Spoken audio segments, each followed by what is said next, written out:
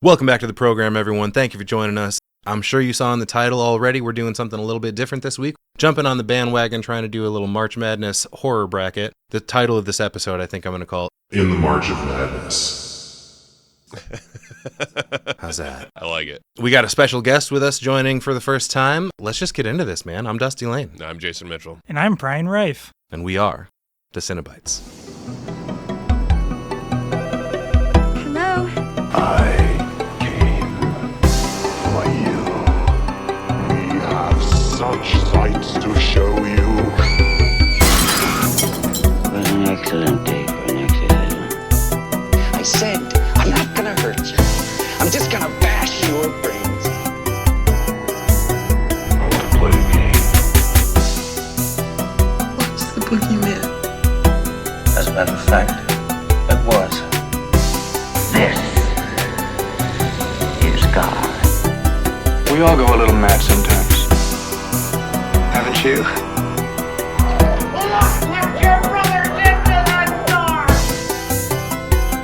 But sometimes that is better.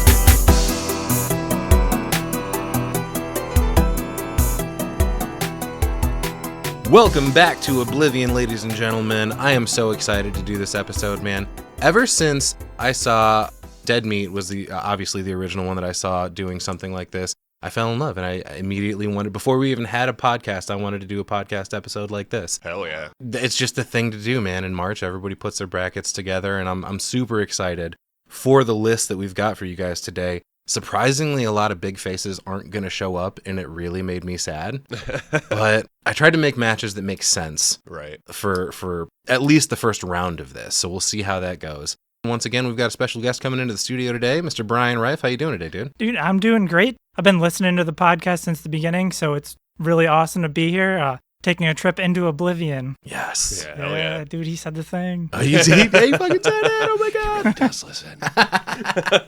Hell yes. All right. Well, let's just lay some ground rules before we get into any of these matches. I would say that whoever we are encountering here, if they've got special tools that they use, they can use those tools. If they've got minions or whatever, they have access to them. If they've got magic, they can use their magic. So this is going to get real interesting real quick. So like I'm thinking Leatherface, for instance, he can use his chainsaw, obviously. Right. You know, we got Leprechaun showing up in here. Spoiler alert, everybody. He's going to be magicking it up. What's that fucking thing that he carries? That he's always hitting people in the His knee with? shillelagh, man? Yeah. You can't mess that word up. It is March after all. Right around the corner. We're going to have quite a lot of that to contend with. But yeah, someone like Jigsaw, for instance, he's got access to like Amanda and Hoffman, all that kind of stuff. So I would like, before we get into it, I want you guys to pick one person that you want to ride it out to the end with. Who do you think is going to take it all based on nothing except what you see in front of you and the characters that we have at our disposal? I mean, right off the bat, I just got to say, I'm here for the underdog. So I'm hitching my wagon to the Trantor, the troll train. Yeah. Trantor troll train. Say that 5 times fast. Maybe it's just the short guy in me, but I'm ready to see him. He's a short king, dude. That's right. He's a short king. Hates milk. I can't really get with him on that. I love milk, but... Man, I don't know. I'm rooting for Toxie. Yeah? Yeah, I think You know, so. that is the one character in this bracket that is not a villain. Right. And I hesitated to add him in. Like, you mentioned him to me, and I was like, hell yeah, why not, dude? Like, the person that I matched him up with, I think makes a lot of sense. Right. So we'll see how that plays out. But I think I'm going to go a bit of a different direction. Bit of a dark horse here. I'm going to go with Dr. Carl Hill from Reanimator. Oh, shit. All right. He's got the combination of the Reanimator reagent, obviously, paired with his surgical laser for lobotomizing them. He's got like the hive mind thing going on. That's a lot of power, as we saw at the end of our episode of Reanimator. So is he pre or post severed head? Oh. It's got to be post. It's got to be post. So he's got a mindless body one. Well, not really Yes. mindless, but Which, you know what I mean. Which makes the match hilarious already.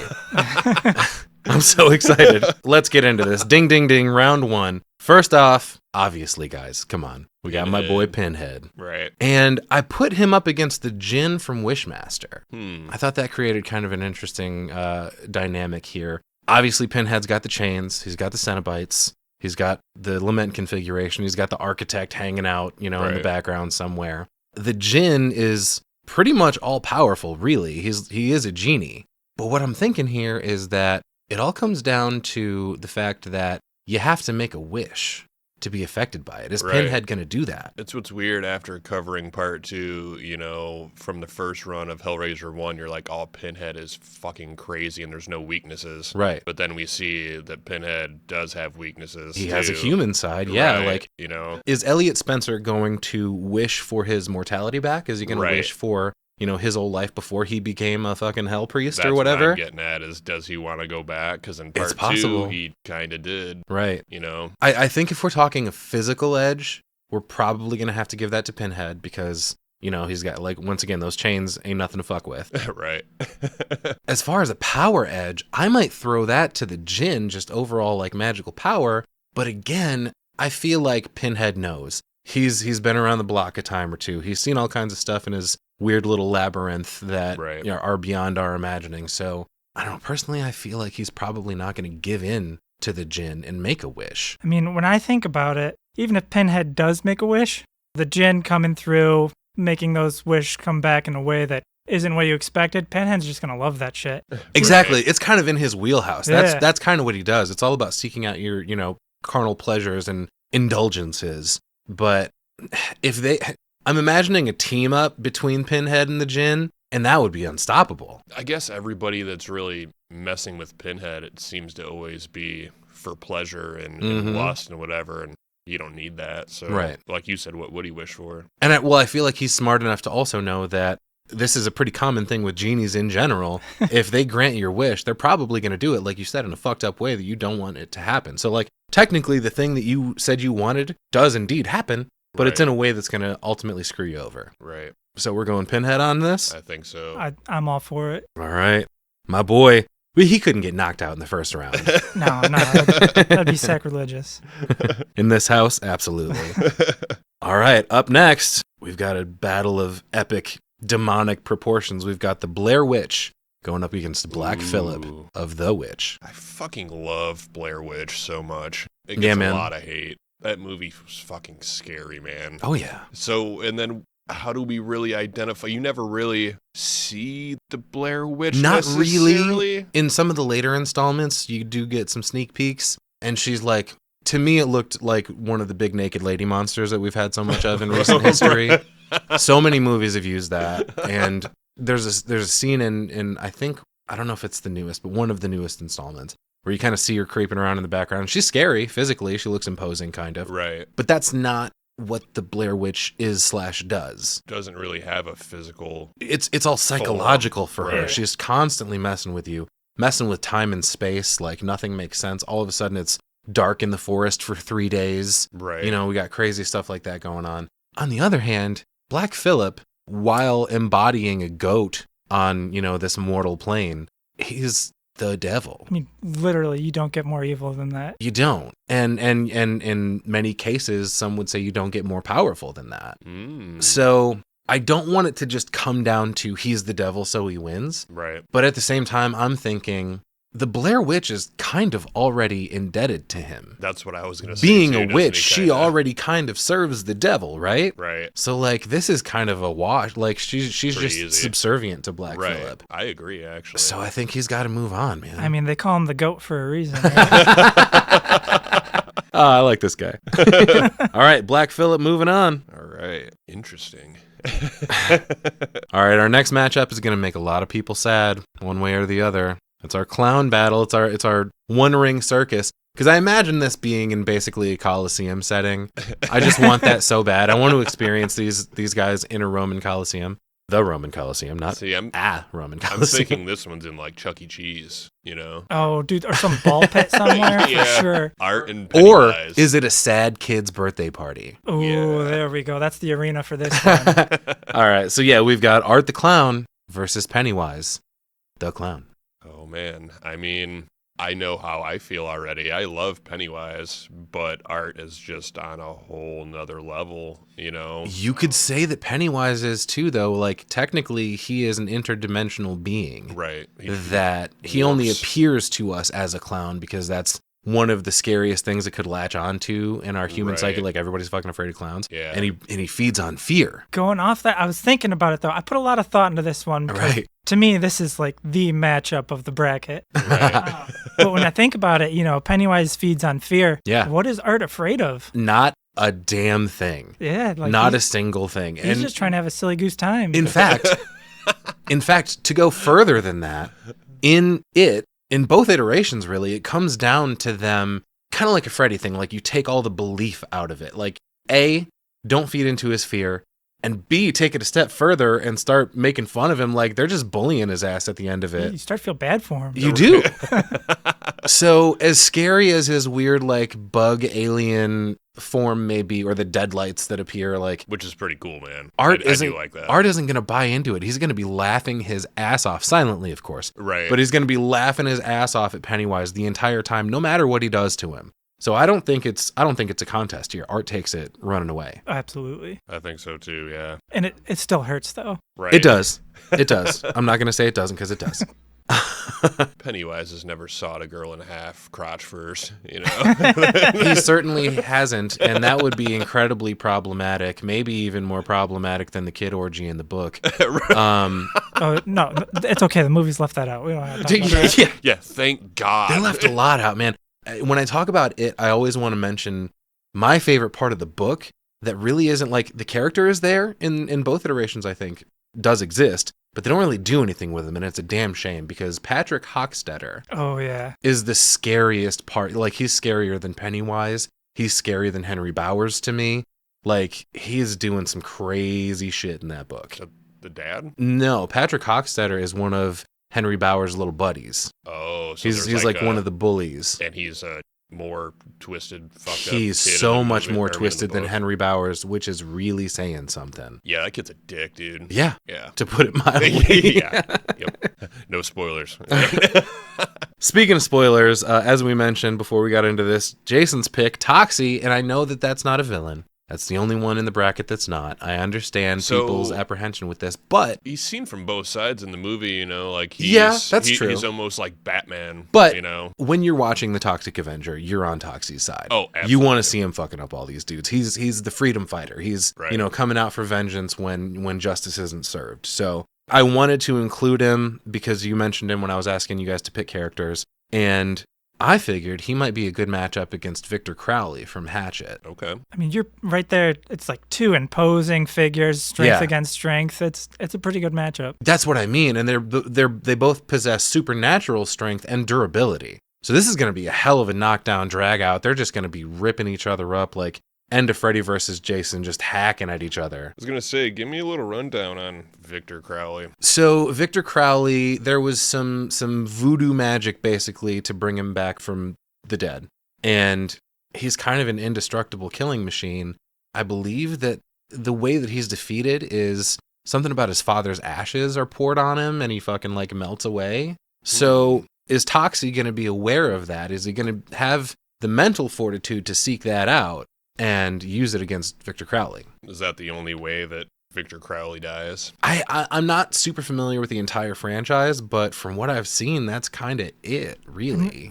I think it's the second one where he just like straight up gets shotgunned in the face, and he's cool. Like, I was gonna there's say- another movie after that. So Right. And I kind of feel like, there's like 4 Toxies too. Yeah. Toxie doesn't ever really get fucked up because he's superhuman. So Yeah, the toxic waste, like, man. I always think back to the scene where he's in like the comic book store and he reaches into that dude's stomach and pulls out his intestines and starts jumping rope with him. Like, but he's always doing it in a tongue-in-cheek way where it's just kind of fun and funny. right. So What do we do here? Do we flip a coin? I think it's got to go to Victor Crowley. Okay. I hate to disappoint too, but I'm going Victor Crowley. I think just the pure carnage that dude. I think that it's more likely that Toxie gets fucked up past a certain point of return than Victor Crowley does. Right. He just keeps coming at you. Well, we know that this is a horror bracket and the good guys don't win. So obviously Toxie does have to go out. It's unfortunate. We'll miss you, buddy. I mean, quick side note too. Victor Crowley, played by Kane Hodder, and also his dad is Kane Hodder in the movie. Like, you can't mess with those names. Did that give us some scenes where it was like the actor playing himself on both sides? Like, no, it didn't. No, I think as dad, he's only in there in the beginning Right. when little kid Victor Crowley's getting burned to death. But it's cool. All right. And we're moving on to a matchup that everybody's going to kind of roll their eyes at because it's been done a million times, almost literally up to this point. But I wanted to, as I was putting these matchups together, I wanted to include little bits and bobs from like all over the horror landscape. So I wanted it to be a well-rounded matchup. We've got representation from each subgenre here, and we're going sci-fi on this one. We've got the Xenomorph versus the Predator. So, who wins in the movie? Which movie? Does anybody know? Which movie? There's 14 movies and a different one wins every time. It goes back and forth. I feel like there's 3. One's a prequel, but is it like a Freddy versus Jason thing where it looks like, hey, somebody's winning, and then all of a sudden you get a wink from the deadhead, There really is no definitive winner. That's what I was getting at. Was Right. in the series, does somebody win? Probably not. So Yeah. That's why it's up to us to that's what figure I'm it saying. out. Exactly. So Yeah. it is discussion then. That's what I'm It's saying. absolutely, yeah. This Okay. is up for debate. I think this is just going to come down to physicality. There's not really anything. There's no mind games really being played between the Xenomorph and Predator. On the Predator side, maybe a little bit because he is more of a sentient being. Like he's got the ability. Like he's a part of a tribe. He's got the ability to communicate verbally in a sense with his other Yautja or whatever the fucking You can, species is call called. more in, technically, can he? Well, here's the thing about the Predator, though. He is a very, very fair fighter. He's got so much at his disposal, but as we saw in, did you guys see Prey? Yes. The newest installment where it was like the Native American Great landscape? movie, by the way. Absolutely phenomenal movie. But the thing is, the Predator comes back and when he invades their land, he has at his disposal all kinds of shit that he could be using against them. But he picks his loadout for the COD game he's about to jump into according to who he's up against. So he can make it as fair a fight as possible. So he's in it for sport, too. he's definitely in it for sport. He could have the edge because of that. But on the other side, the Xenomorphs, dude, they're scary bitches. Like, Dude, they're huge. they're huge. They got that weird head going on with the it- double mouth shit. They got different forms, like the face huggers. Is it just a regular Xenomorph, or is it like the mother? I think we're going to have to go with standard Xenomorph Right. against standard Predator because, Okay. like, you also have, like, the Berserker Predator that's, like, unstoppable. Right, okay. That being said, you've also got, like, the agility of the Xenomorph, the acidy blood and spit and shit. So, like, there's plenty he's got. The Predator's got acidy blood, too? Is it acidy or is it just, like, I know that it's, like, glowy green Just bioluminescent. glowy. It's just glowy, okay? It's not melting through a fucking ship. No. So, I mean, I'm thinking... Blood Edge goes to Xenomorph. I'm thinking Xenomorph here, but what Yeah? do you guys think? I think I'm leaning Predator. Okay. Oh, hinge vote here. Because I'm just saying, like, because of what he's got at his disposal, he's technically more well equipped to do it. And like I said, he's got more of that analytical skill at his disposal. He's got like Terminator vision, and he Right. like analyzes every little thing. I love seeing like those 3 dots come up on something, and you know somebody's about to get fucked up. Oh, yeah. So I guess something I didn't think about until right now was if they're on the alien ship, Mm-hmm. the Xenomorph's gonna fucking win. If they're out in the jungle, probably Hands not. down You know what I Predator. mean? So it's almost... But I think because of his tools and shit, Predator probably has the edge, dude. He's gonna like shoot out that razor wire and wrap him up in it and shit, and like that might not completely stop him. And actually, that could be to the Predator's detriment once it starts cutting into him and he starts bleeding, breaking the net, freeing himself. I don't know. This might be, like you said, swing vote, man. He says Xenomorph, I say Predator. Brian, it's up to you, dude. Bring us home. Just thinking about the Xenomorph, the animalistic, like this is a wild animal, and the Predator being this cool, calm, collected hunter, big game type. I think I gotta go Predator. All right. Oh, okay. A little bit of an upset, sounds like. No, I agree. Like I said, we're not fighting on the ship here. You Right. know, you were talking Coliseum style, so I think that's kind of where it tipped at, you know? Guys, the suspense in the room when Brian was like leading up to his answer, I'm sitting here like, come on, do it. You're going to have to edit in some, like, crowd there, like... Yeah, and it's just Brian holding his thumb out sideways. Right. Yeah. Crowd goes wild. I mean, plus, that's a whole episode more of Arnold Schwarzenegger impressions, so... Right, absolutely. Oh my god. Which we end up doing so often. I have to apologize to the average listener on this show because I do Arnold impressions more than it's okay. I'm so sorry. I'm kind of dreading the Leprechaun 3 episode. Yeah, you know I'm going to be tossing an Irish lilt on everything we... I might just stay in character that entire time as the Leprechaun. I'm going to walk in, you're going to be all fucking dressed up. I'm going to have 84 poems prepared for you. He's written down every rhyme from this movie to drive me nuts. You know, funny timing on this conversation because our next matchup here is probably, for me personally, one of the most fun in our bracket here today because it is two characters that I fell in love with as a child. Both of them introducing me to Halloween and horror in general. One of them not so much on the Halloween angle, but the Leprechaun was one of my earliest horror experiences, along with like Chucky and Fright Night, stuff like that. Sort of low-level, entry-level horror. I fucking love that little bastard. I just do.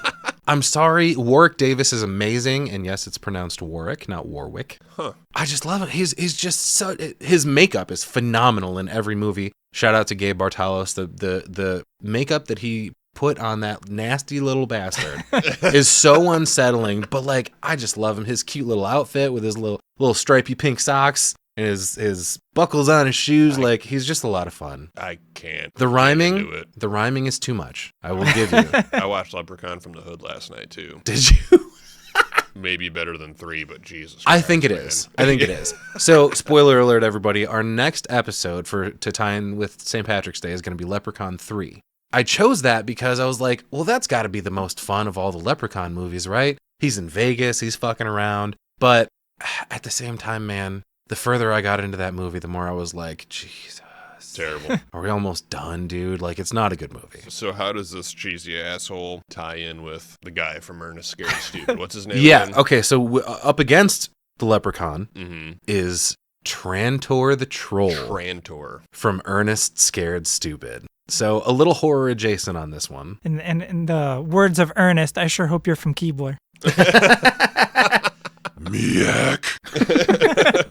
Okay, so strengths and weaknesses here. They're both magical. They're both troll-like creatures. They're both short in stature. Trantor's got to have the physical edge, I think, because he's just a beefy little bitch. Oh, yeah. He's got the double nose thing going on. He actually powers up at some point, and he's like Super Trantor.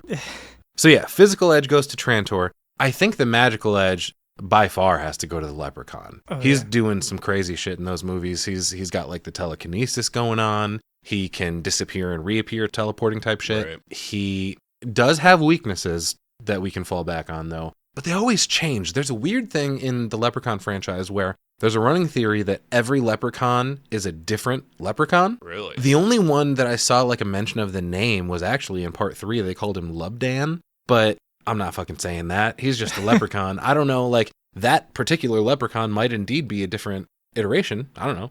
But along with the idea that they're all different comes the idea of they all have something different that they're going to fall prey to. Like, OG Leprechaun is Clovers. Leprechaun 2 is Wrought Iron. Leprechaun 3 is the medallion. Oh, yeah. That they put around his neck, it turns him to stone. That actually pops back up in the Hood. Okay. So maybe that Leprechaun is the same. I don't fucking know what's going on. But magical edge, I think, obviously goes to Leprechaun.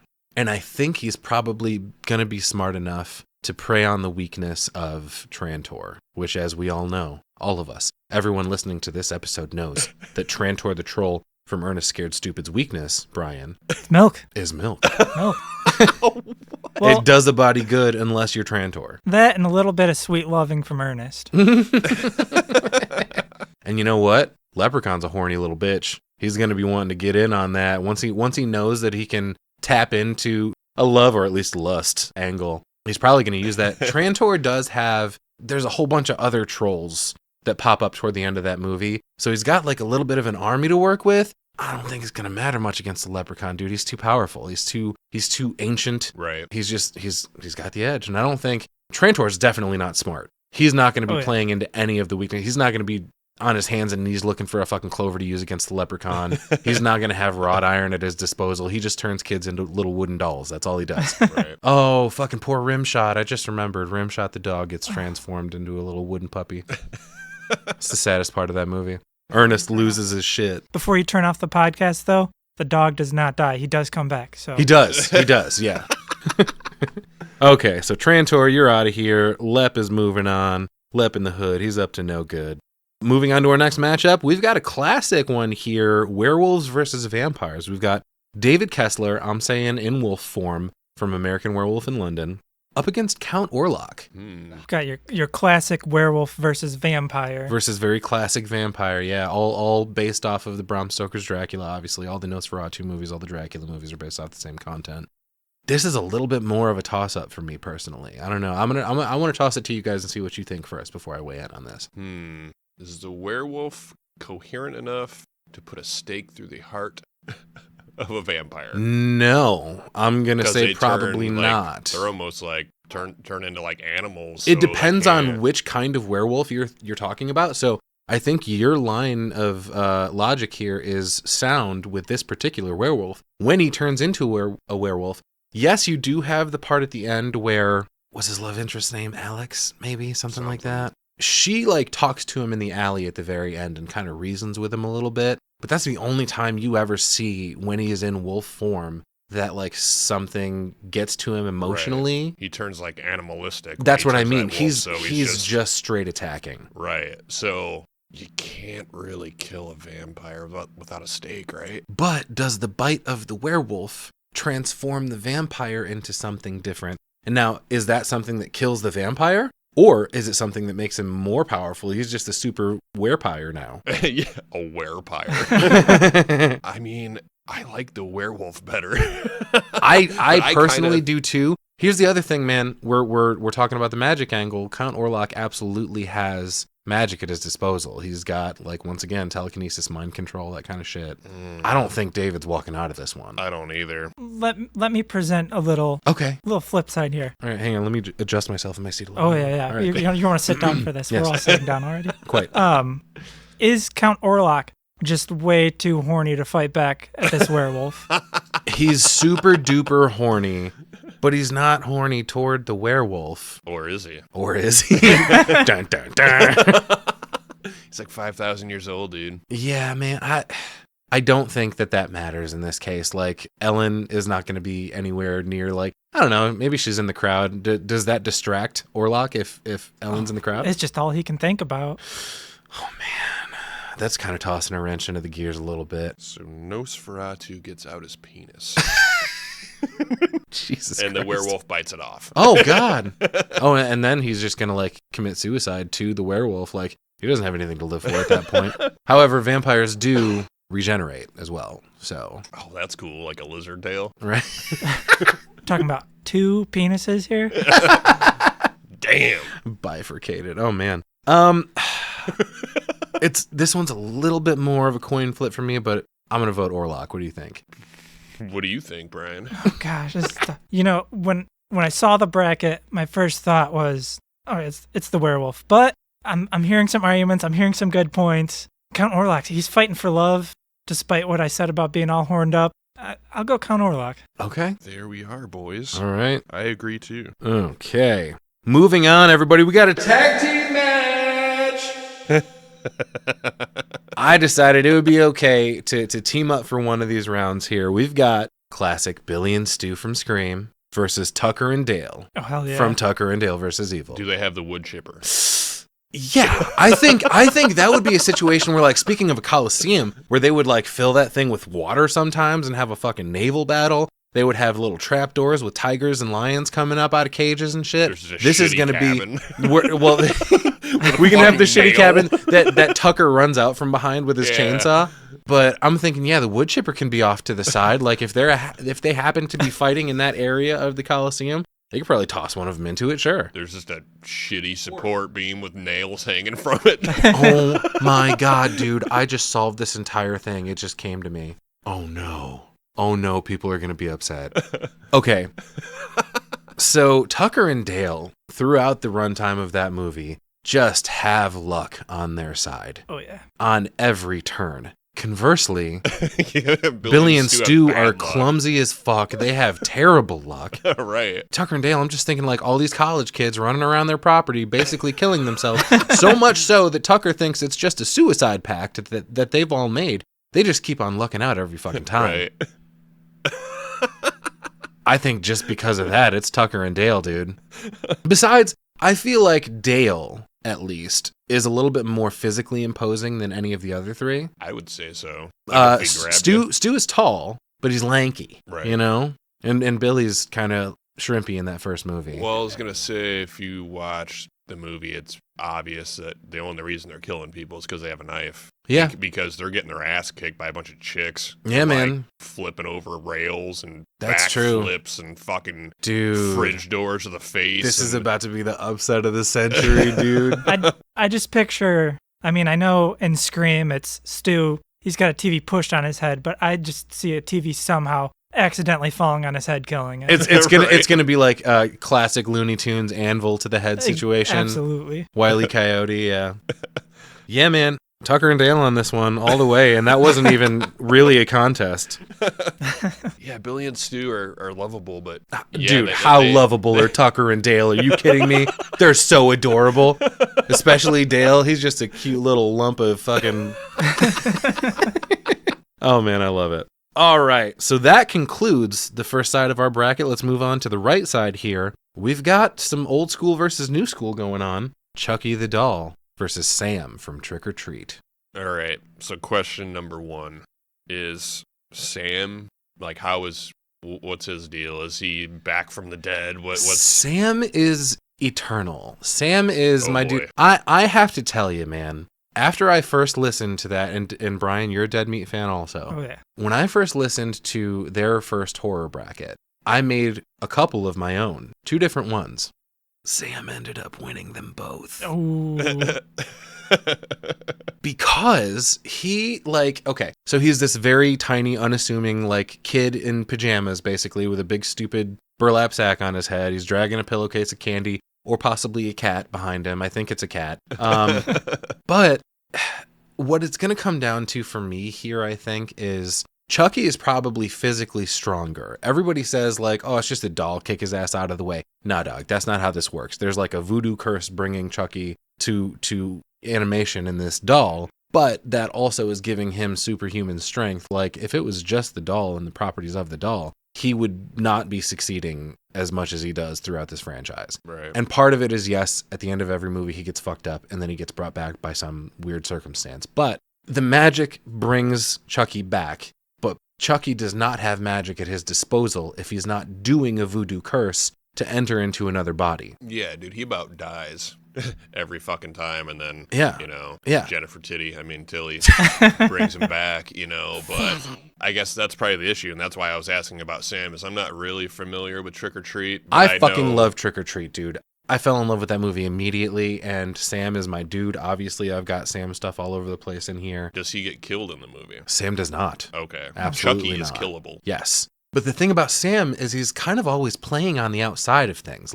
He is basically a weird little pumpkin, skeleton, alien, demon kid. I don't exactly know what's going up with this dude, but he gets his hand severed at some point and just reattaches it and keeps going. See, and that's He gets shot and then he gets up and keeps going. And he's also got magic. There are parts where he's crawling on the ceiling and shit.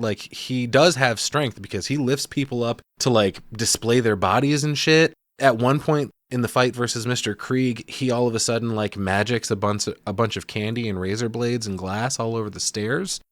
And again, Chucky was one of my earliest experiences in horror and a favorite over the years for me. But personally, I think this one's got to go to Sam. What do you think, Brian? it's hard to argue against a little kid whose head is literally a pumpkin, so. And that's Right. the whole thing, too. If you don't fuck with the rules of Halloween, you're absolutely fine. Sam is the enforcer of Halloween. If you start fucking around and breaking the rules, you're not going to have a good night. I mean, does that make him a hero? In my eyes, absolutely. Yes, 1,000% yes. I don't know that Chucky would necessarily be breaking the rules of Halloween, but knowing who Chucky is, and he's just the embodiment of chaos, he's not going to give a shit. And if he can do something to fuck with you, to get at you, he's going to do it. Mm-hmm. So he's going to be doing things that are going to be pissing Sam off, and Sam's going to come after him, and he's going to fucking learn today. I do always think about him trying to get out of that body in time, too, because... Or not body, but the doll, whatever the fuck you want to call it. You know, once his time runs out, then the doll's real, and then he can be killed, too. So supernatural versus... Yeah, it's supernatural. When it comes around to it, all of a sudden Chucky's just a short dude. Mm-hmm. Yeah, if he's in there too long, yeah. Right. I think it's Sam, hands down. Yeah. 3 Sams. All right. Dude. Old Jack Torrance.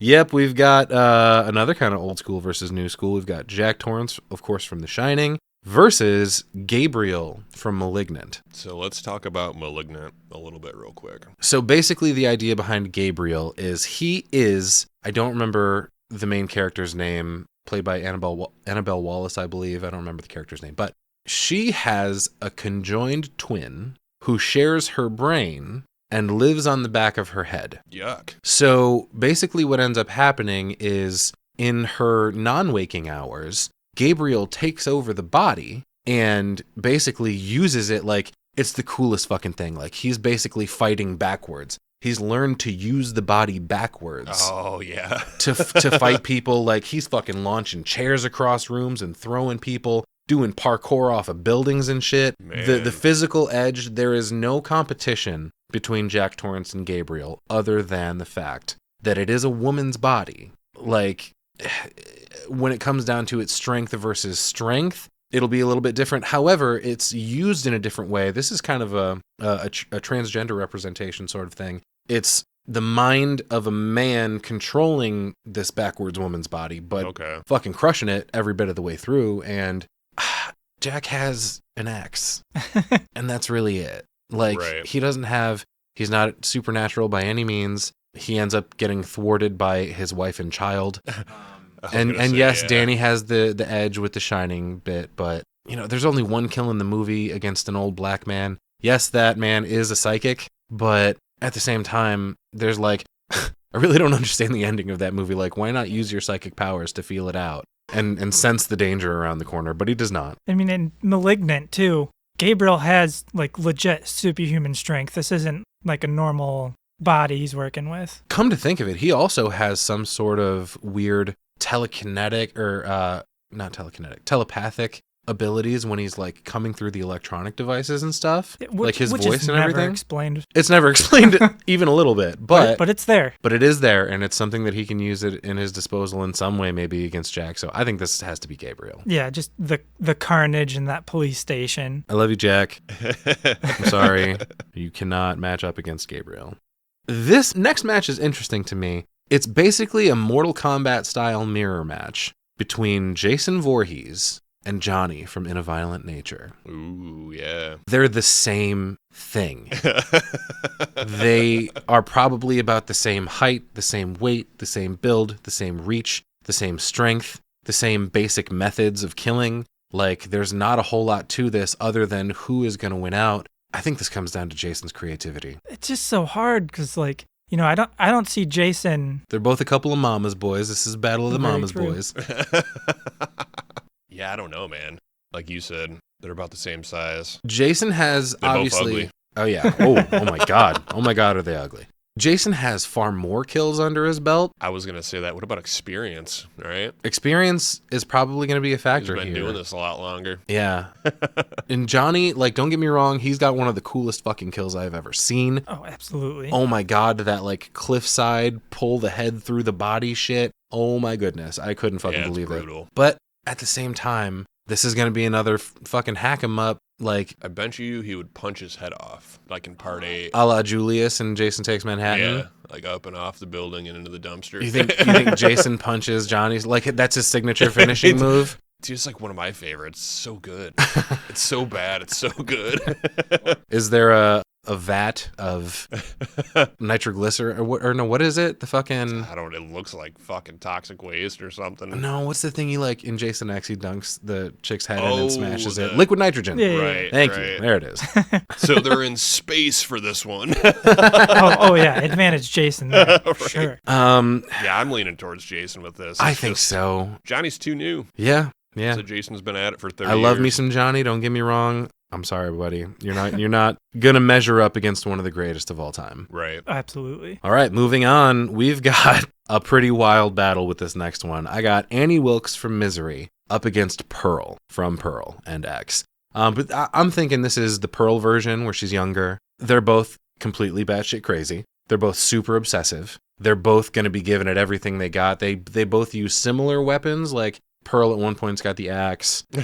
Annie Wilkes, sledgehammer. a fucking sledgehammer, dude. Oof, that's a violent death. Not that any of these aren't, but this is a little bit more of a toss-up to me. So is Pearl gonna get in a car wreck in front of her house? 'Cause that would be a big advantage to Annie. But Can Pearl drive? I think the only car, like, she's riding a bike around in that movie. she's riding all kinds of stuff in that movie. She's riding so much stuff. Bikes, dudes, scarecrows. Right. Horny old lady. Oh, she's not a horny old lady yet. This is the horny young lady. She's still horny. Don't get me wrong. Physical edge, I think, probably has to go to Annie Wilkes. She's just more substantial, I suppose. You know? Like a linebacker, a little bit. Yeah.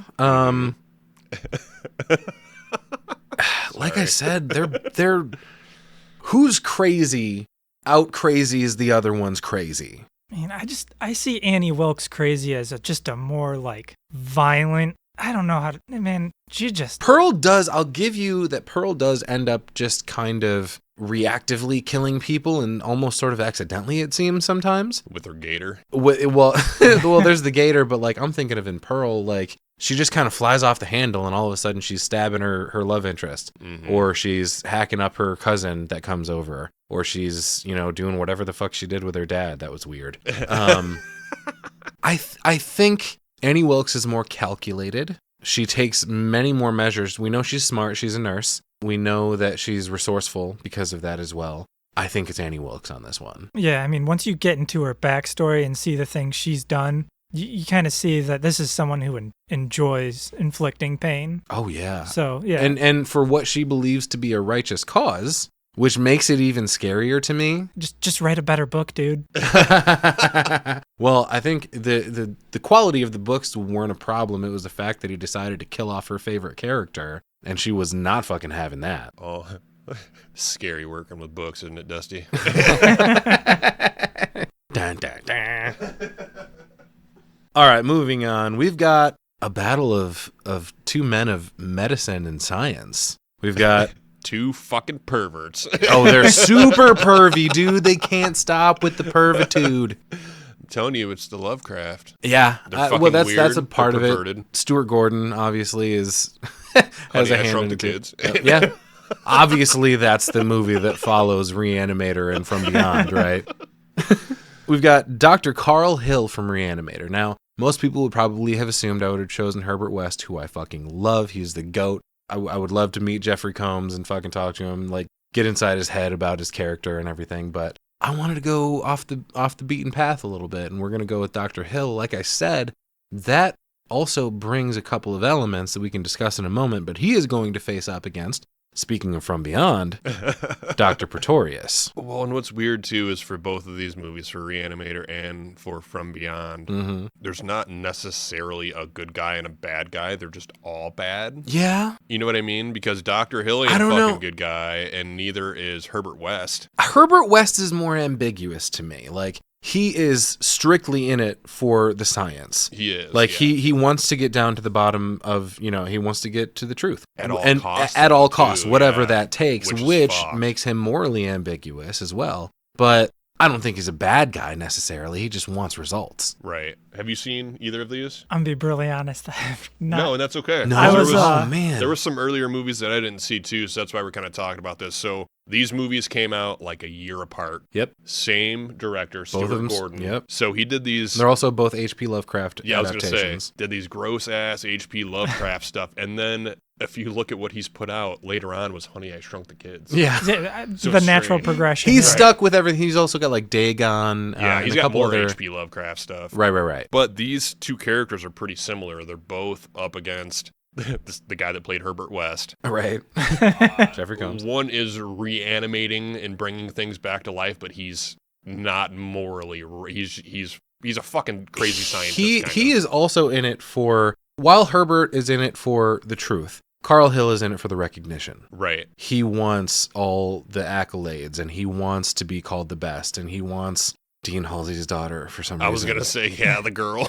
And that could contribute to his downfall, but you can't really, like, it cancels each other out, because so does Dr. Pretorius. There's that whole scene where he's got, like, the woman chained up, and he's, like, whipping her and shit. Like, he's a little freak, too. Turns into a fucking slug or something, dude. Yeah, man. So, I don't know. When you lay him out, I almost think Dr. Hill can be dangerous, but his head's in that fucking platter, and he's got that body that is half-ass controlling. Right. Which is giving him some mobility, I guess, but Dr. Pretorius is from beyond, dude. We need to iron out the physical and magical, I suppose, supernatural abilities of both of these characters, because I think this is kind of the most complicated match that we have in this entire thing. Carl Hill, basically what happens, spoilers if you've never seen Reanimator, everybody, which shame on you if you haven't. Brian. Hey, you know what? That's okay. I listened to the podcast on the way here. So okay, so you're familiar with the concept of everything we're laying out here. So Dr. Hill is a regular dude, and then he gets killed by Herbert West. Head chopped off. He gets reanimated. Herbert fucks up and puts the reagent in both the head and the body. So the body also comes back to life separately from the head. However, Carl Hill still has control over that body. Kinda. It's real stumbling. Yeah, it's like he's basically still using his eyes, and it's connected to the body, but in a way that he's like he's controlling a video game character, and he doesn't quite have the hang of it because he's like stumbling all over stuff. He's fucking bumping into shit, the controller knocking has a stuff delay. over. Yeah, the controller, a little latency in the fucking. It's the controls are inverted. He didn't know it. He didn't set Right. that. So yes, that is maybe a bit of a downfall for him. However, he also invented that laser surgical drill. With that, he's able to lobotomize these zombies, or, whatever the fuck you want to call them. He's lobotomizing people and turning them into, like, he's trying to do superhumans, kind of? Or? Yeah. Like, but they are all indeed dead. These are all Right. corpses that come back to life. I'm right. just going to call them zombies. Okay. But as he lobotomizes them, he is able to develop this crazy hive mind situation where he's controlling all of them at the same time, and now he's got this swarm of fucking zombies to attack you with. And that ends up causing so much chaos in that movie. They're all super strong for whatever reason. Like, Herbert's reagent is also some kind of, like, I said at one point in the episode, I think, he needs to quit with all this reanimation stuff and just start selling his pre-workout supplement. Because everybody that comes back to life is super strong, like picking two people up at once and tossing them across a room and shit like that. So this is not anything to be fucked with. So are you on the Dr. Hill side then? Well, let's flip the script a little bit and talk about Pretorius a little. So the whole thing with From Beyond is they have and I can't think of the name. Can you look up the name of the machine that they're using? Is it the resonator? The resonator. Yeah, Thank it is, you. Yeah. Yes. Wow. So they have the resonator at their disposal, which ends up stimulating their pineal glands. And then they end up, like, they get super fucking horny, first of all. Yes. And they're also, what is it that they are?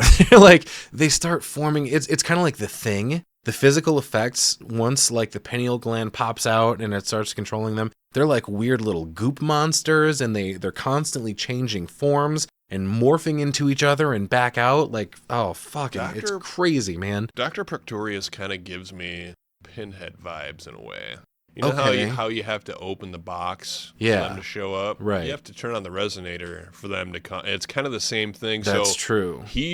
He's not alive anymore because they found his fucking body in the movie, right? Right. So headless. He's dead, but he's from beyond. So, like, they kick that shit on, and nobody's you can't do anything to him until you turn it off. That's basically what I'm saying. Like, durability edge has to go to Pretorius, because Hill, if you kill the head, you kill take out the head of the snake, you basically got the whole thing. So is Pretorius going to be able to weasel his way through these, morphing in and out of these fucking zombie bodies, and then he makes it over to Hill and just destroys his head, and then it's all over? I think it's Pretorius. He just, like we've talked earlier in this, is the magical element of what's going on. Like, you can't kill something that's already dead, and yeah, Hill's reanimated, now. Right. But you can kill him too. Yeah. Obviously. He's not West he's took not care like a of him. perpetual threat. It really does seem like you mentioned the phrase from beyond a couple of times, like it's a mystical thing. Like, yeah, it does kind of, we're stretching the limits of time and space and form and all this shit. So I think it's got to go to Pretorius. I think so too. I'm trusting the experts on this one. I just love that you know what? That was a great fucking conversation that we just had about just the ins and outs of, like, obviously we're passionate about both of these characters, and it was a really complicated thing to get through. Oh man, I'm glad we had that conversation. Some But movies that I could talk about shit like that all. That's where I feel like I shine out of all this stuff. Oh yeah, dude. Give me the perverted gross stuff. You uncomfortable? It's a fantastic movie. Hell yeah. Congrats, Dr. P. Moving on. Speaking of P's, we've got a chainsaw fight for this next matchup. We've got naked Patrick Bateman versus our good old buddy Leatherface. I wanted to do that Halloween costume forever. I just don't want to go to jail. Naked. You can borrow my fake chainsaw over here. It's a replica of the Leatherface one. Just need a real chainsaw, a pair of white shoes. Well, you're going to take the chain off, right? No. That's what I thought you were going to be like. Right. Yeah. Yeah, Patrick Bateman versus Leatherface. I'm going to be a little one-sided on this already, but yeah. you know. What? I will not until you tell me I don't. Man, Leatherface is a fucking ogre. He is. He is. He's a very strong man. He is. PC here. And I'm stalling now. I'm just going to keep saying he is. Yes, yeah, a lot of because people, I agree with you. I mean, physicality-wise, I think obviously it's just so no. There's no. I mean, Patrick Bateman's looking physicality-wise, pretty svelte. okay. Wait a Let me stop you both on He this is one. watching himself in the mirror while they're fucking because he's ripped. Yeah, So- dude. I was just about to say, as big as Gunnar Hansen is, I think the physical edge, including things like agility, have to go to Patrick Bateman. I'm so fucking sorry, dude, but he's gonna be running circles around Leatherface. Leatherface is probably also going to be kind of scared. If you watch these movies, Leatherface very often is submissive. He's constantly bending to the will of his brother, of his fucking uncle, whatever fucking Drayton is. So he's actually a sensitive boy. He's a sensitive boy. We talked about this in the Texas Chainsaw Massacre, dude. Like, when these motherfucking teenagers start coming in and invading his fucking home, he is defending himself. Like, he doesn't understand what the fuck is going on. His mental faculties are not up to a point where he's going to be able to, and that's another edge I think that goes to Patrick Bateman. He's just a normal dude. Sociopathic as fuck, of course, but he's a normal guy. Like, air quotes around normal, but. Right. Yeah, Leatherface has some mental disability things going on. Mhm. And yeah, I didn't like talking about that in the movie too, because It's a sensitive subject, sure. He throws her in the fridge, and I'm thinking, fuck yeah, dinner time. And then you pointed out that he has to go sit down in the rocking chair in front of the window, and he almost He's losing his shit for a minute. breaking He's got like a down. panic attack going on. And it's not because I took it as woo dinner next week, Right. And you were like, no, bro, that's not what's happening. No. He's probably crying under that mask. Yes. Yeah. And he's like, He's a maybe a sheltered little boy. bit of the dinner time thought is coming through because he does like lick his lips a little bit and lick his teeth and shit. But yeah, he is much more prone to being intimidated than Patrick Bateman is. Patrick Bateman thinks he's the shit. He's God's gift to women. Mm-hmm. He's God's gift to business, to the world. He's just everything. True. So like his confidence is fucking through the roof. I don't like where this is Meanwhile, going. Leatherface is kind of on the downslide. I just don't know how it works out in Leatherface's favor, dude. I've got two major thoughts about this matchup. So first off, that skincare routine, he's glistening, like, straight up. Is Leatherface going to see that skin and be like, I need to get that skin. I need to wear that. Oh, Talk about a damn. pretty girl mask, man. Right. Yeah. Oh, are we flipping the script here and all of a sudden just Leatherface's will and passion wins the day? Here's my other hang up though. Patrick Bateman is at the end of the movie, he's trying to get caught and none of And it matters. still doesn't. Like, so it's tough, man. Well, there is also a reading of that movie that none of that ever actually happened. It's because he's a fucking psychopath Mm-hmm. that Like he didn't really he's just chainsaw imagining shit. it. Right, exactly. So would his delusion play into this a little bit? He doesn't even. It very well could. Is he going to be literally experiencing a different... He might be in Paul reality Allen's than- body while this is happening. Oh, damn. Huh. I just want to go on the record and say that in any scenario, I'd like Jared Leto to just not make it out alive. Not a fan. Cue the Huey Lewis. Tip to B square. This is kind of a coin toss. I'm going Patrick Bateman. You know where I'm going. You're going Leatherface. Mm-hmm. Brian. Pressure's mounting up again. We need the clap after he announces. Yeah.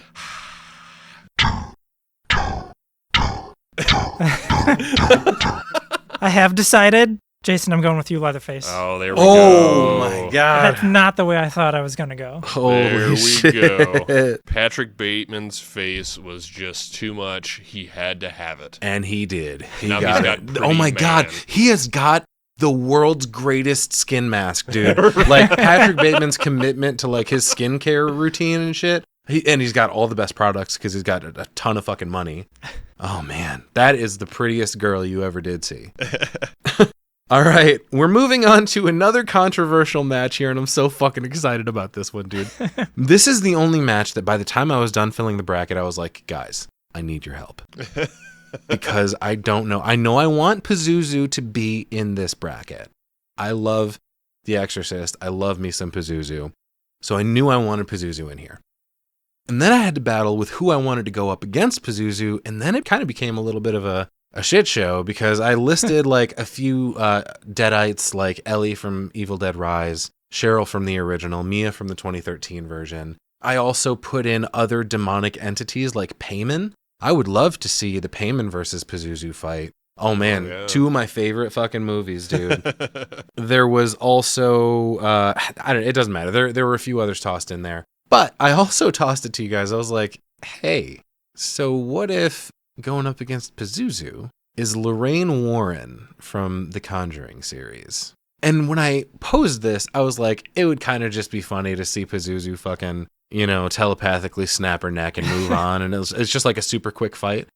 But then I started thinking about it.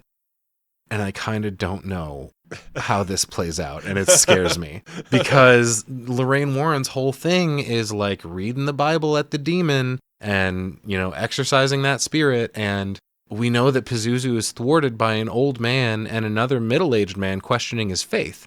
So maybe it wasn't as hard as I want it to be because I'm like in Pazuzu's corner. I'm like, just like you were rooting for Leatherface just now, I was rooting for Pazuzu. But I don't know, man. She's also going to have Ed along with her. She could also tap into their crazy fucking monster room and like get any of those artifacts to bring into the battle against Pazuzu. And they have fucking everything. Because all those, like the Conjuring movies, the Annabelle movies, the Nun movies are all interconnected. And there are artifacts from like each and every one. Ed and Lorraine Warren have this room where it's just full of fucking scary. It's full of scary. Everything in that room is fucking terrifying. And they have so many. They have a priest come by once a month to bless that room. So you think they're going to exorcise the demon? I think they might exorcise the demon. And it pisses me off because I want to see Lorraine Warren lose so badly. I like Lorraine Warren in the Conjuring series. Vera Farmiga is lovely. She plays the character wrong. She plays the character wrong, but she plays it in a way that's going to appeal to an audience. Fuck actual Lorraine Warren. I mean, that's where my question was going to be. Are we letting real life Lorraine Warren dictate how this goes? Well, no, these are all movie things. We're sticking with movie Lorraine Warren. Oh, well, I mean, it's a big changes difference. Things, yeah. I like Pazuzu, but what's her name? Vera Farmiga, yeah. Man. You know what? I too am very overwhelmed by her acting abilities as well. Yeah. Yes, absolutely. 1,000%. She's just hot. I mean, she's got to be middle-aged, roughly. Yeah, she's probably in her mid-40s. Yeah, baby. Mark. I also discovered she is the lead vocalist of a metal band. She is. Yeah, I seen that really? recently. Yeah. Holy shit. Like there's videos online. I'd seen it like last couple months. Yeah. Got a regular Christopher Lee on our hands in the making. I mean, I'm not going to say I enjoyed it, but just that fact, it's something. That's pretty cool. I kind of think Lorraine Warren might be beating Pazuzu so right we now, got a dude. Lorraine. I don't want to leave all the big decisions up to you for the time. So what do you think? So wait, which one are you going to? I want him to pick so he doesn't have to be. Okay. So we're gonna flip the script. So it's up to you after. Yeah, so okay. that way it's not Okay. on Brian every time. Okay, I so mean- I'm taking the side. Oh my god, of Lorraine Warren. I think heading into this, hearing about the matchup, right off the bat, you're like Pazuzu. Yeah. But throwing in that little room of horrors and everything that gives her in her fight, Mm-hmm. that might have been enough to sway me. I think I gotta go Lorraine too. You know, I hate to say it, but there's a bit of a spoiler right here because Lorraine, no matter who she goes up against on the next matchup, it's not really going to matter. I think both of those are going to kind of negate her power, and it's just going to come down to a physical conflict. Okay, so We two got Lorraine. votes for Lorraine. Yep, Okay, that's it. was that the way you were leaning too? No. No, was not. going straight Pazuzu. I was, yeah. Yeah, I know, dude. I mean- it sickens me. It sickens me to do that. Trust me. Yeah, I mean, it's... Somebody's got to side with Satan. Yeah, Satan is good. Satan is our pal. You know, there's an upset every bracket, you know. Yeah, dude. And we've already experienced quite a few of them. I'm actually most excited for these next matchups to happen that I didn't choose. This is just going to be magic happening like in real time here. Right. Well, we got one more. Hannibal and Jigsaw. Yeah, So who's smarter? this is one of those things that are going to come down to its intellect. They both use psychology to their advantage against their victims. However, I think we're going to have to give the physical edge to Hannibal. He's just more strapping of a lad. And not brittle with cancer. I was going to say, he's not dying. John Kramer's yeah. also a frail old man. Right. Like, physically, he's not going to match up to him. So I'm imagining this kind of starting off as like Hannibal is in his cell and Jigsaw's the one that put him there. What brings you here, Jigsaw? And he's like, yeah. Hannibal wakes up and he's like, Hello, Hannibal. I want to play a game. You've spent your entire life searching for the very finest in culture and cuisine, only to find out that human meat is the pinnacle of fine dining. Well, today's your lucky day. The room you find yourself in consists of 300 fresh corpses from the city morgue. And the only way to escape is to get through the manhole cover at the bottom. But you're going to have to make some room. Bon appetit.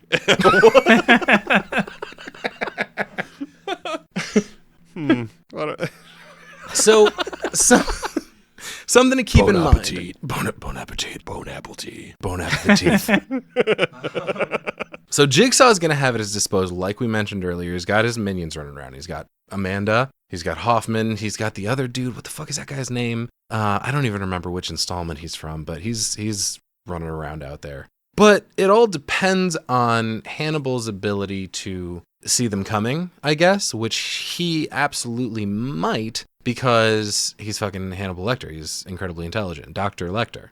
And just the ferocity of, like, Hannibal can fall into that animalistic thing we mentioned earlier with the werewolf, where, like, he's just fucking feral. He's attacking. He's latching onto your fucking face. So you bite your nose off. Yeah. Gross, dude. Right. So, personally, I think if anyone is smart enough to get through a Jigsaw trap, if he finds himself in one, is Hannibal. That's a pretty good argument. Oh, yeah, of all people. And I just thought Hannibal, the actual movie Hannibal, that's the sequel, right? Yeah. Doesn't he straight up cut his hand off to get out of a trap? don't recall. It's been a long Like, time. I think on he's Hannibal. handcuffed to Clarice and he cuts his hand off to get out. Okay. Okay, so he's willing to do... Is that like shortly after the whole Ray Liotta thing? I think it's like the very end, like she's got him caught. Sure. Okay. But that I am thinking, I'm trying to make sure I've got the right movies. Like, I know Silence of the Lambs. Hannibal is the one where he is in Italy, with Yeah. and then like the other agent that's always coming on to Clarice is Ray Liotta. Yeah. He's like a sleaze bag, and then he gets his fucking brain eaten at the end. Oh, yeah. By himself. By himself. Yeah, he eats his brain, force fed by Hannibal. That's not Silence of the Lambs? That's Hannibal? Yeah. Okay. Yeah. And then Red Dragon is, I think that's Anthony a Hopkins prequel. has like a very, yeah, it is. It's, Is that the dude on the fucking... Ray Fiennes, Voldemort, man. yeah. Like, got the guy, and he's on that... Essentially, he's on like a fucking... Oh, it's like a chair and he gets pushed out the window. Yeah, That's dude. Hannibal. That's Yeah. Hannibal. Yeah, Okay. yeah. That's, Inspector Potsy or whatever. Yeah. So, Jigsaw has help, but I think Hannibal is smart enough to see it coming. I think Hannibal wins this. What do you think, Brian? I mean, I think you get by with a little help from your friends. So I think Jigsaw, which is not the way I saw this going. Okay. Ooh. Now it's on you. Dun, dun, Now dun. there's How's it pressure. feel? Shit. You know, as far as longevity and continuing his mayhem, it's probably Jigsaw. You know, we only see so much of Hannibal. Jigsaw's going, and setting up traps after he's fucking dead. Yeah. You know? He is the only one that persists after the grave, apparently. Right. And then somehow it's just alive again a few movies later with no explanation too. I don't know if you noticed that. I was super fucking confused. Is that another prequel situation, or at least earlier in the continuity of the story? He's alive in Saw 10. Okay. I was confused as shit, but it was a great movie. I'm going Jigsaw this one. All right, there you have it. Wow, I'm surprised. Old That's Jiggy. why you play the games, you know? All right, so now we've got our next champions bracket here. Back up to the top left, we've got Pinhead versus Black Phillip. Versus Satan. Yeah, getting down to the bottom of everything. Right. This is kind of a tough one. 'Cause I think we've kind of established, like, with Blair Witch, Black Phillip, like, it's Satan and who serves Satan. And it's kind of like the same vibe here. I kind of disagree, because it's not hell that Hellraiser occupies the space of. I kind of think he's not going to give a shit about Satan's trivial battle with God. He is now beyond that. And I think the chains come out and he just rips that poor little billy goat into pieces in front of this stadium, losing their fucking minds. I think you kind of have a point too, because, I mean, Hellraiser talks. He doesn't talk a lot, but he talks enough. And when he does, he's explaining their realm or something. I don't fucking want to feel Mortal Kombat here, but yeah, he doesn't. He's the Lord of Outworld. He doesn't ever really mention anything about, you know, meeting your dark savior or anything like that. That's hinting at, like, hey. Yeah, he just controls this space. Like, he's kind of an objective. He's like the referee of, you know, the Labyrinth or whatever fucking, I can't think of any terms at the moment that they. What's a good way to be like he's like the Overlord in Doom? You know what I mean? Yeah. It's like part of hell, but not. And they're both into like giving into your desires, but at the end of The Witch, he's just kind of trying to get another soul, where he's like convincing Thomason to sign his little book and live deliciously, which, you know, Pinhead's all about giving into your carnal desires and pleasure and all of that stuff too. But it's kind of on a different plane, and I think that little goat doesn't stand a chance. I agree. What do you think, Brian? You know what? I've been swayed. I'm all for it. All right. Were you leaning Black Phillip at first? It's just hard to tell, man. I mean, it's a goat versus a person, so. Also that. But I'm glad to see my boy Pinhead, obviously the basis for our entire podcast, moving on in this.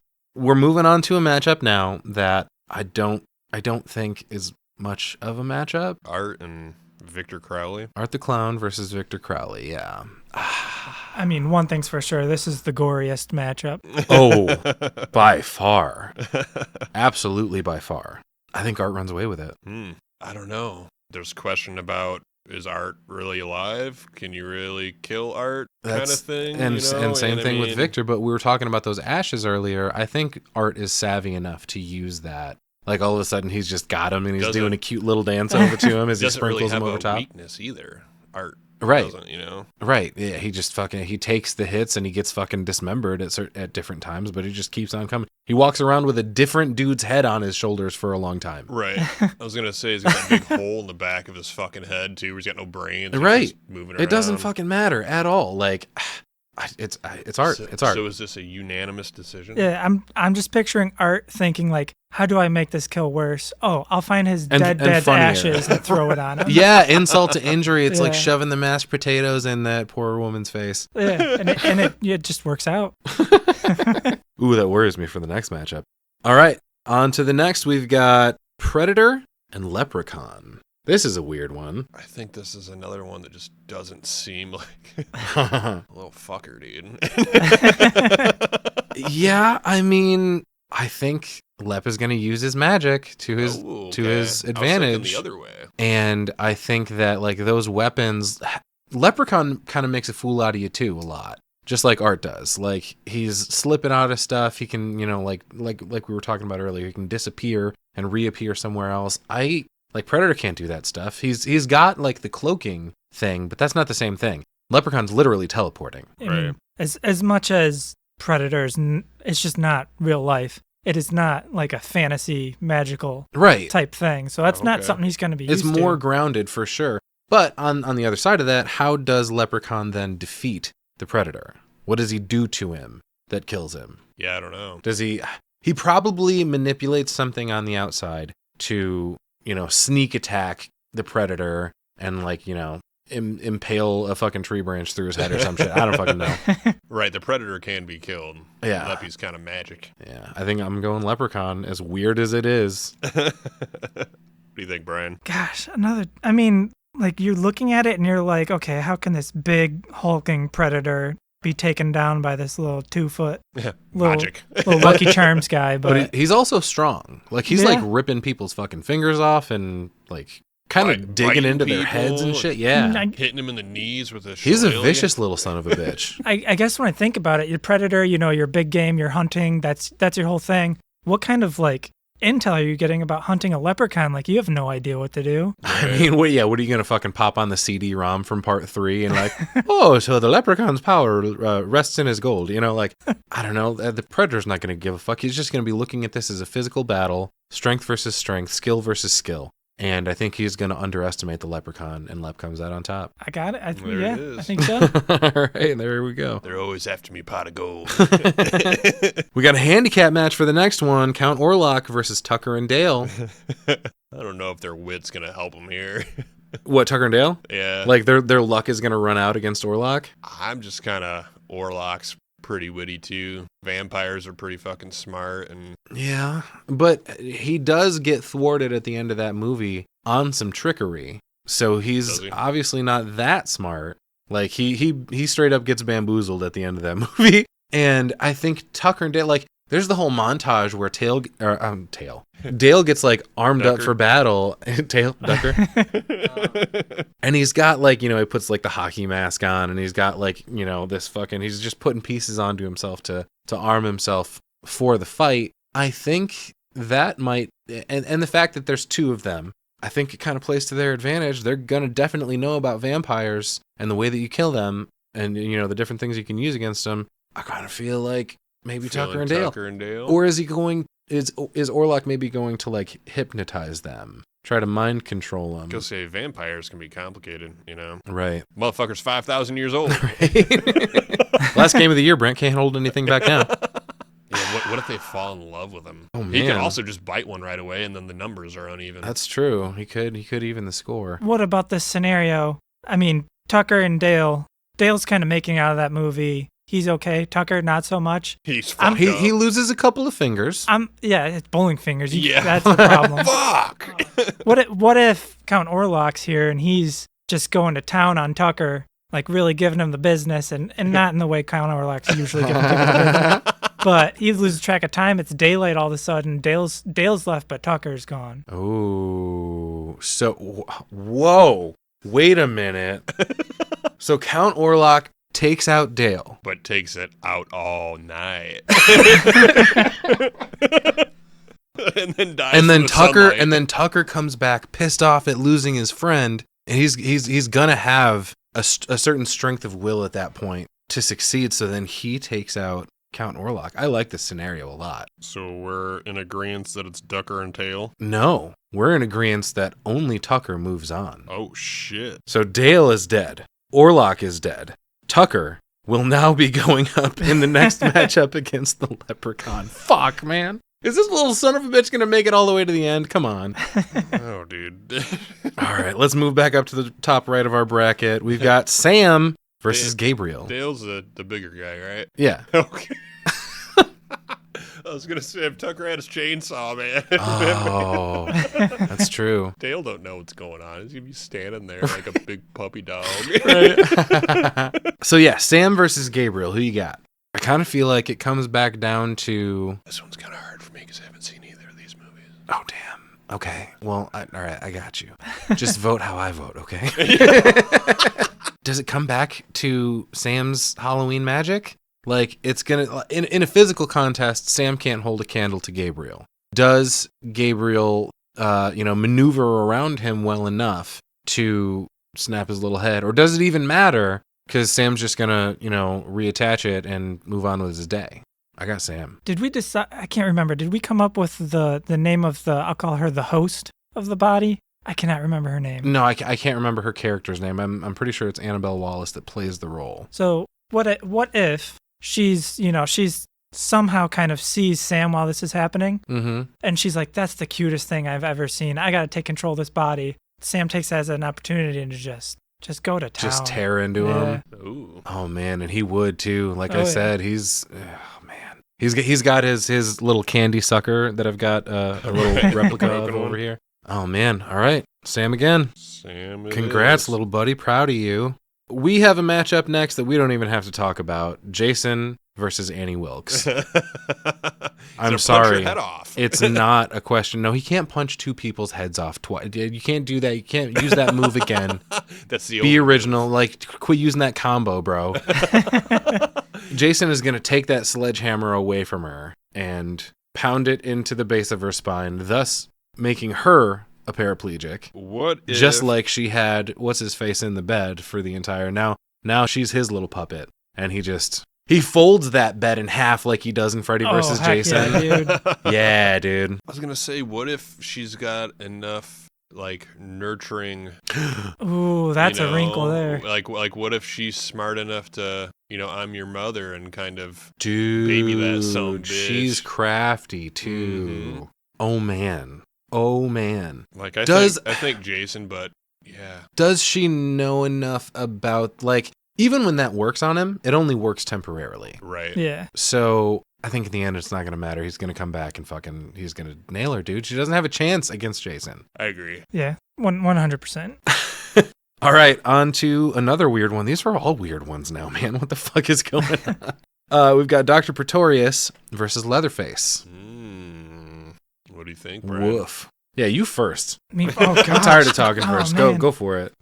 At the risk of sounding not cool, but you've got this like highly intellectual doctor, interdimensional man going against just a simple Poor sweet little Right. Leatherface. Sweet That's what I boy. was looking for earlier. What's the right word for Leatherface? Being PC here, probably just a simple boy. Yeah. Yeah, I don't see him coming out of this. Pretorius is gonna swallow him whole, dude. Like chainsaw and all. Yeah, you gotta watch. You gotta watch from beyond. Yeah, for It's sure. extremely uncomfortable. All right. People are not gonna like that. All right. So here's a match that we really don't have to talk about.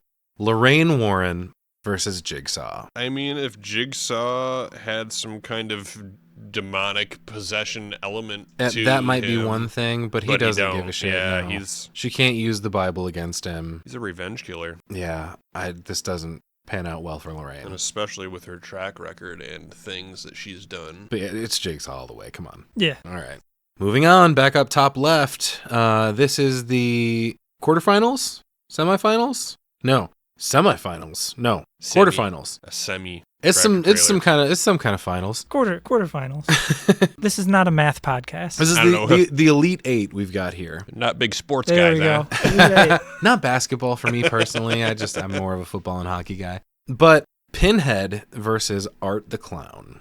This one's tough. It's tough emotionally. It's tough technically. And it's going to be an upset no matter what we do. Here's my argument. When you get to Art and his desires, I mean, there's no sort of lust, sexual undertone there at all. So he's not going to be interested in solving the lament But, configuration. right. He does desire carnage, though, just straight up, like, And that is viciousness. what he would get if he Right. gave into that. That's what Hellraiser was kind of offering, Is Pinhead able to communicate that with Art the Clown in such a way to make it an attractive offer to him? And does Art take the deal? Say that's interesting. Yeah, because he, like you said, there's no sexual desire going on there necessarily, but he's definitely got like a bloodlust He's got some weird horniness going on here. He's like a sexual violence angle, yeah. I thought it was just ironic. So he's sawing her crotch. I mean, he just happened to. Her crotch Come on, was right like there. you do, you know. That's just a random Saturday night, you know, with the boys. Yeah, Pinhead might be offering what he wants.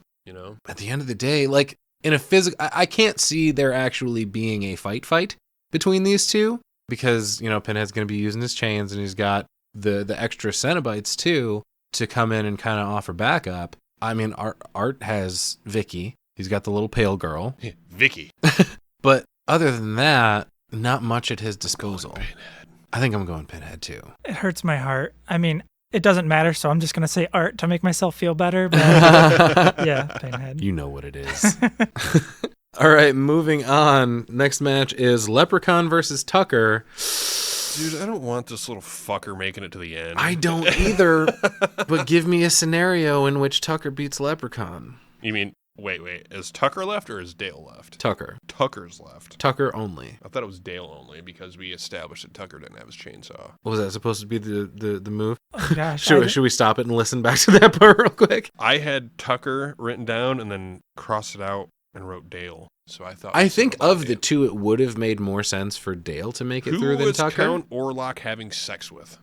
Was that Dale or Tucker? Who's more attractive? Oh, that's a good point. Probably. He was having sex with Tucker, and then Dale was coming back to save Tucker, right? Okay. This got away from us a little. So this is all right. Dale. So whatever. Switch it up. Leprechaun versus Dale. Does that change things? It makes it worse.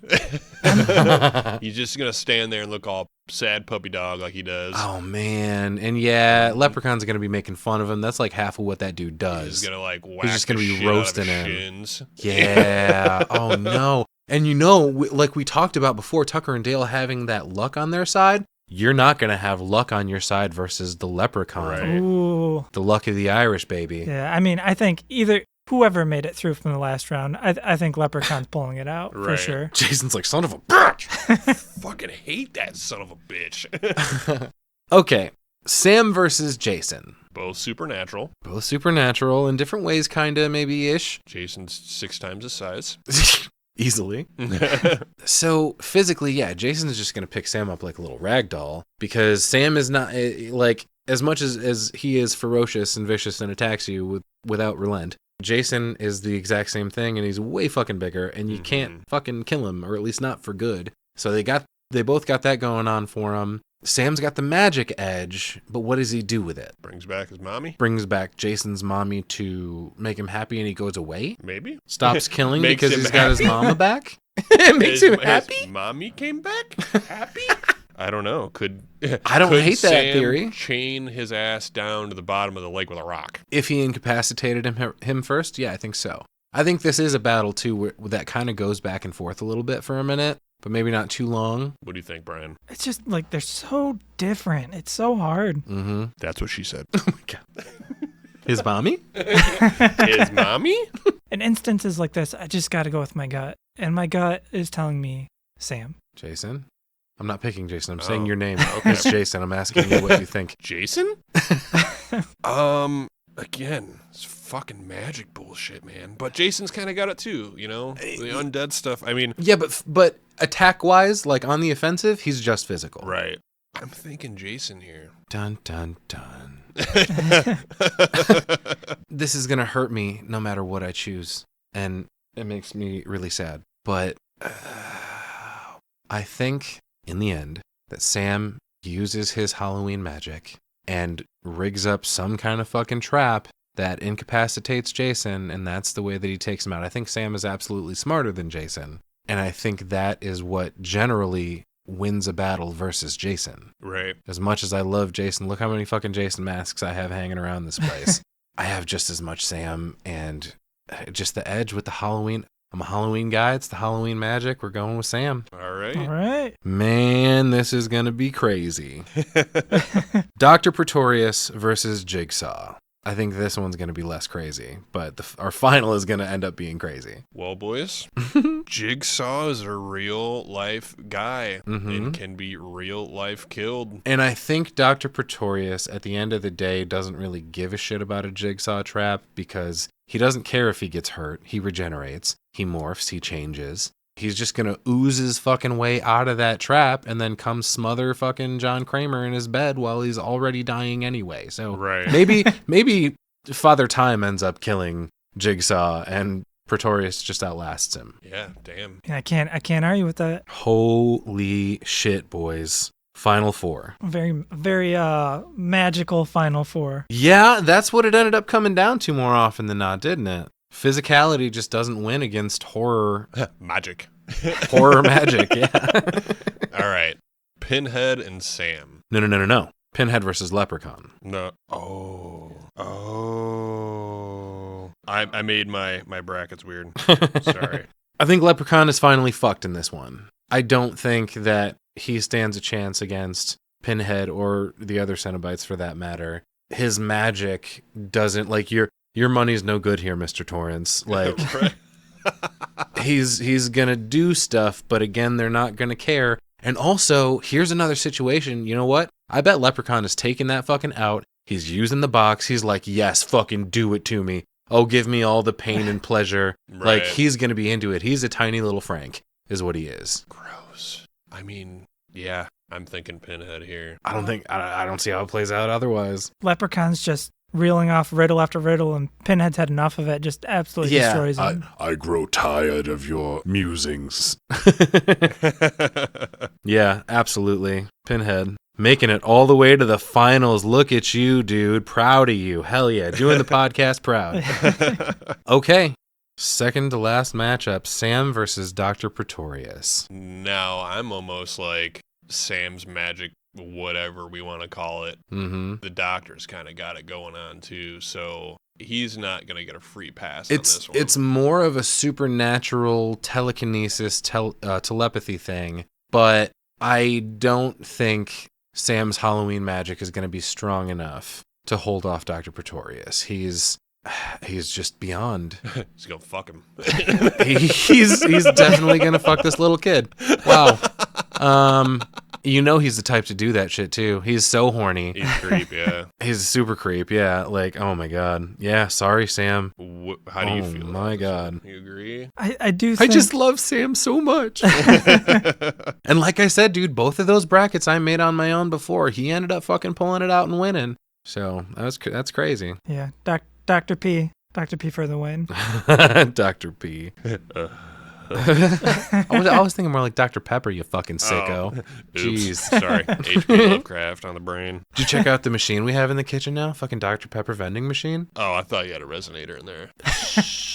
Did you see the Dr. Pepper vending machine, Jason? My forehead hurts. $80. Okay, and now we've finally arrived at the moment you've all been waiting for. It's our final.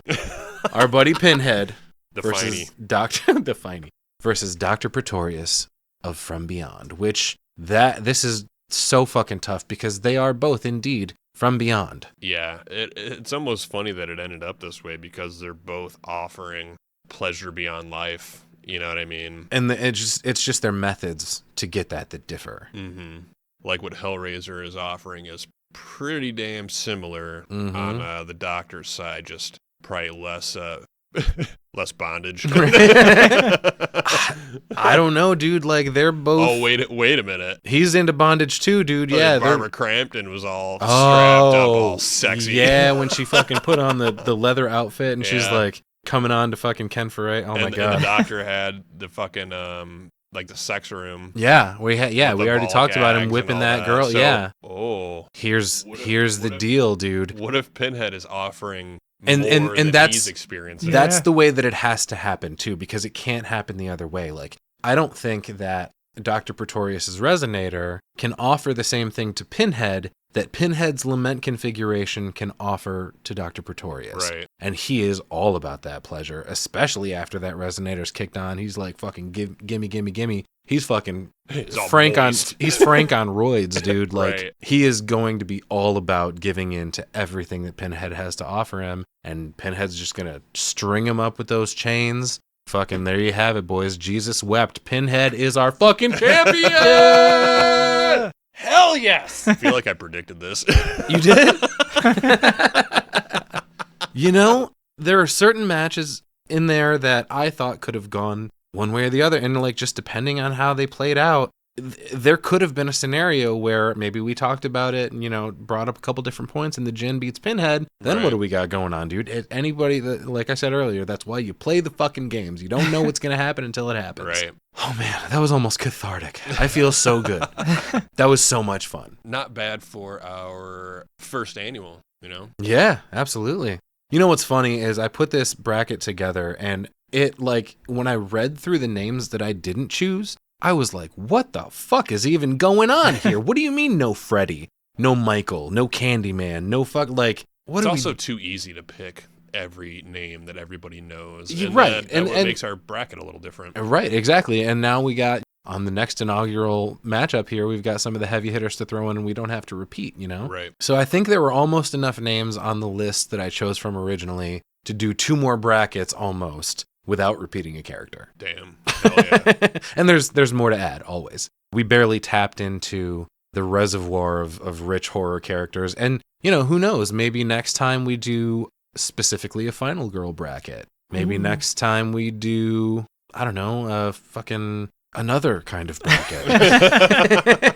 You know, there's no shortage of options. I'm just excited that we got to do it at all. And of course I would be excited for doing it again. I'm super proud of my boy Pinhead representing the pod, pulling it out at the end. Oh, shit. No, don't pull it out. Put it back away for a minute, Pinhead.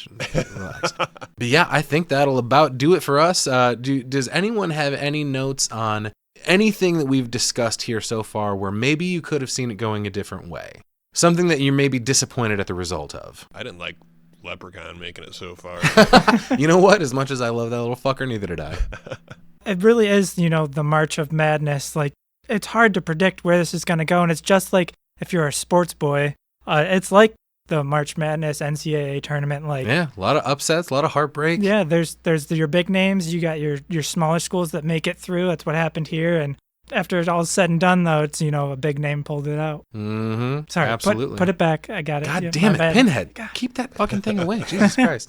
Well, I appreciate you listening in, everybody. Brian, I appreciate you joining us today. Why don't you tell, you also have some horror-related YouTube stuff you do as well. Why don't you tell people a little bit about that and where they can find you? Yeah. So it's YouTube. I go with the moniker HTML Rules. If you type that in the search bar and you see a music video for a popular band, that's not me. So, you know. But yeah, you know, I love horror. I've listened to you guys since episode 1, so I'm a huge fan. And Yeah, appreciate that, man. sincerely, dude. from the bottom of my heart, thank you for having me. This is Absolutely, so dude. much fun. You've been so great this whole time, man. Your little zingers every once in a while. You fit absolutely right in I appreciate with what it. we're doing, and yeah, I had a lot of fun for sure. Yeah. Hell yeah. I think that about does it for us. Thank you for listening, everybody. We had a great time. Hope you did too. If you were surprised about the results, get a hold of us. You can always reach us at cinebytespod@gmail.com. Catch us on all of our socials. We've got a link tree that you can go to. Cinebytes Pod on Facebook, Instagram, X, TikTok. Check out our YouTube. Make sure you're rating,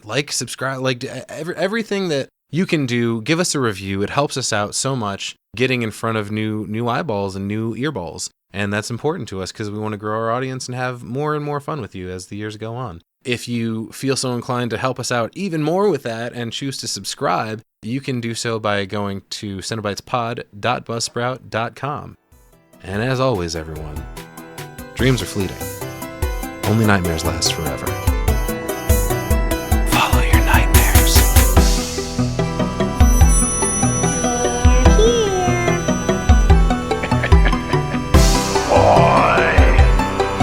Kill her, Mommy. Kill her. I bid you welcome.